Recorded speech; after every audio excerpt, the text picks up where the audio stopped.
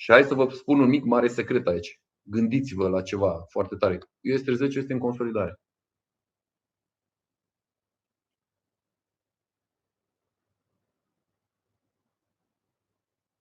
Uitați-vă la mine. Te face să-ți cumperi haine scumpe și mașini scumpe. Eu sunt una dintre victime, vă spun foarte sincer. Tu plătești impozite pe business-ul pe care îl ai sau unde ești angajat, pe salariul tău. După aia îți cumperi lucruri, niște lucruri pe care plătești după aia iarăși impozite. Pe aceleași lucruri la care tu ai cumpărat cu bani pe care ai plătit impozite.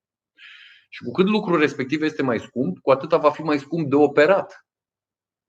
Asta este tragedia capitalismului, de care tu n-ai nevoie pentru că totul este supus unei rușini a celor din jur. Pentru că ea din jur te fac pe tine ca să, mamă, nu mai sunt sărac. Iar din sărăcie dai într-o bogăție aparentă care te ucide.